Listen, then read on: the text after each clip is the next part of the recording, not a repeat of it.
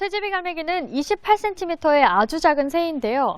이렇게 생겼습니다. 이게 실제 크기인데 가장 큰 특징 중 하나가 이 짧은 제비꼬리 모양인데요. 이 제비를 닮은 갈매기 중에서 가장 크기가 작아서 쇠제비 갈매기란 이름이 붙었습니다. 쇠제비 갈매기가 안동호에 날아오기 시작한 건 지난 2013년. 최대 서식처인 낙동강 하구에서부터 거슬러 올라온 겁니다.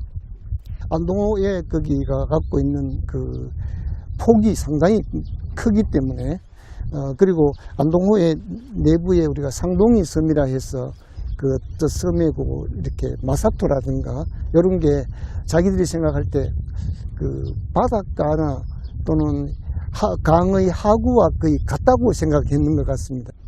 쇠제비 갈매기는 안동호 쌍둥이 섬에 자리를 잡고 알을 낳고 새끼를 길렀습니다. 안동시는 세계적인 보호종 중 하나인 쇠제비 갈매기가 매년 반복해서 찾아오자 보호에 나섰습니다. 자갈이나 모래밭에 서식하는 특성을 고려해 모래톱을 보강했습니다. 지난 2017년에는 안동호 쇠제비 갈매기 국제 세미나도 열었습니다.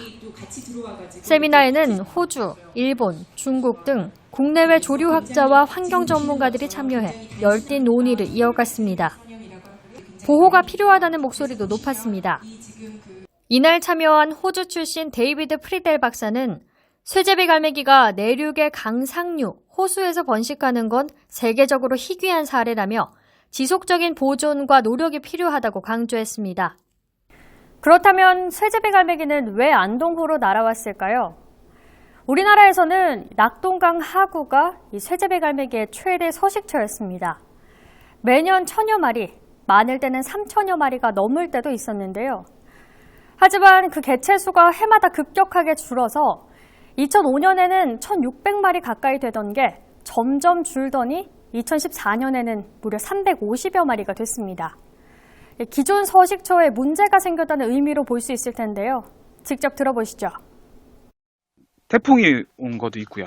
4대강 사업하면서 방류량이 줄어든 것도 있고요. 그리고 뭐 멸치나 어획량이 줄면서 먹이원이 줄어든 경우도 있는데 이런 여러 가지 여건 때문에 서식하는 공간 자체의 표고가 낮아졌어요. 그래서 그 낮아진 해안가에 이제 월파, 파도가 넘으면서 새들이 서식할 수 있는 마른 땅이 이제 소실되면서 쇠제비 갈매들이 이제 북상하는 경향이 보였거든요. 다시 말해 쇠제비 갈매기들은 새로운 안전한 서식처를 찾기 위해 낙동 강물을 따라 올라왔다고 볼 수 있습니다. 그런데 지난해 안동댐 수위가 상승하면서 안동호에 있는 쌍둥이 섬마저 물에 잠겨버렸습니다. 그래서 안동시는 인근에 전국 최초로 인공섬을 만들었는데요. 인공섬에서는 어떤 일들이 일어나고 있을까요? 다음 리포트 이어서 보겠습니다. 인공섬은 가로 50m, 세로 20m 면적으로 물에 뜨는 바지성 구조물 위에 모래와 흙을 깔아 만들었습니다. 새끼들이 오르내릴 수 있는 경사면과 쇠제비 갈매기들이 경계를 낮출 수 있게 조형물도 설치했습니다. 생태용 CCTV를 설치해 관찰한 결과 지난 4월 6일 쇠제비 갈매기 7마리가 인공섬을 찾았습니다. 이어 70여 마리가 돌아다니는 모습이 확인됐고 2달여 지나 6월 새끼 40여 마리가 부화에 성공했습니다. 21개 둥지에서 2마리꼴로 부화에 성공한 겁니다. 수컷 쇠제비 갈매기가 먹이를 물어다 은신처용 파이프 안에 있는 새끼들에게 먹여주는 모습도 보입니다.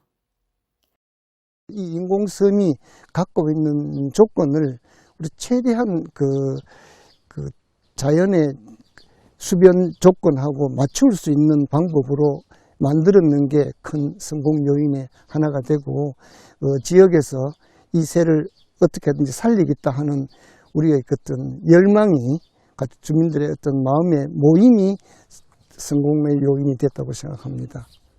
갓 태어난 새끼 쇠제비 갈매기는 성인 엄지손가락 절반 크기로 매우 작습니다.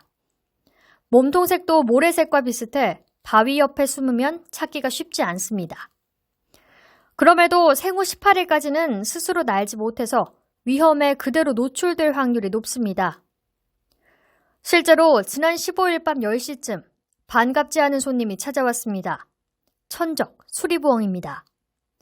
밤눈도 밝지만 청력이 더 좋은 수리부엉이는 새끼의 미세한 소리를 듣기 위해 이리저리 돌아다닙니다. 얼마 뒤 은신처용 파이프 옆에 날아오더니 숨어있던 새끼를 순식간에 잡아먹습니다. 불행 중 다행으로 다른 새끼 대부분은 잡아먹히지 않았고 그 뒤로 희생된 새끼 쇠제비 갈매기는 아직 없습니다. 만약의 상황을 대비해 안동시는 은신처용 파이프 12개를 더 설치했습니다. 지난 25일 힘찬 물살을 가리며 배를 타고 인공섬으로 가봤습니다. 네, 배를 타고 한 15분 정도 들어왔는데요. 뒤에 보시는 것처럼 이 호수 한 중간에 인공섬이 조성이 되어 있습니다. 이 쇠제비 갈매기가 날아다니는 것도 확인할 수가 있는데요. 이 쇠제비 갈매기가 안전하다라고 느끼는 상태에서 잘 번식할 수 있도록 이렇게 사람은 배를 타고 어느 정도 떨어진 곳에서 관찰하고 있습니다. 쇠제비 갈매기 대부분은 겨울을 나기 위해 일찍 인공섬을 떠났고 몇 마리만 남았습니다. 수리부엉이에게 새끼를 잡아먹힌 어미 쇠제비 갈매기는 파이프 근처에 다시 둥지를 틀고 알을 낳았습니다. 현재까지 알 3개 중 2마리가 부화한 상태. 안동시는 오는 7월 말 남은 쇠제비 갈매기들이 모두 날아가면 인공섬을 임시 철거할 계획입니다. 내년부터는 우리 시에서는 예산을 확보하여 인공섬을 완벽하게 만들어 쇠제비 갈매기 서식지 보호에 만전을 기하겠습니다. 한편 쇠제비 갈매기를 멸종위기종으로 지정해 보호해야 한다는 목소리도 높습니다. 쇠제비 갈매기는 세계적인 보호종이지만 우리나라에서는 멸종위기종도 관찰종도 아닙니다.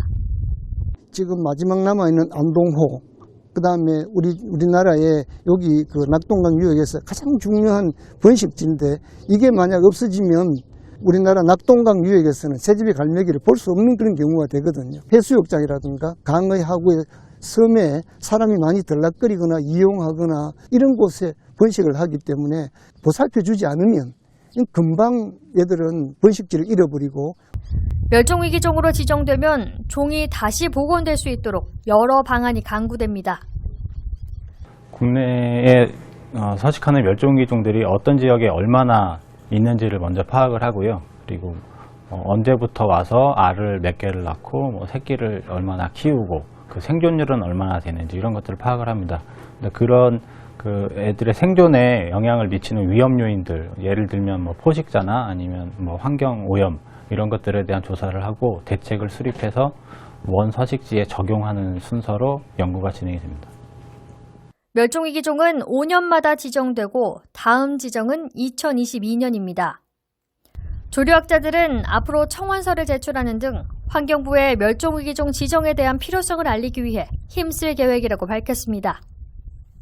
쇠제비 갈매기는 오는 7월 중순에서 말이면 다시 10,000km를 날아서 호주와 뉴질랜드에서 겨울을 나는데요. 내년 4월에 다시 이곳을 찾을 때까지 이곳 안동호 인공섬을 잘 정비하고 또 서식지 복원도 잘 진행해서 그때는 쇠제비 갈매기가 더 많이 이곳을 찾아 번식할 수 있기를 기대해봅니다. 현장 점검 360도 김신혜입니다.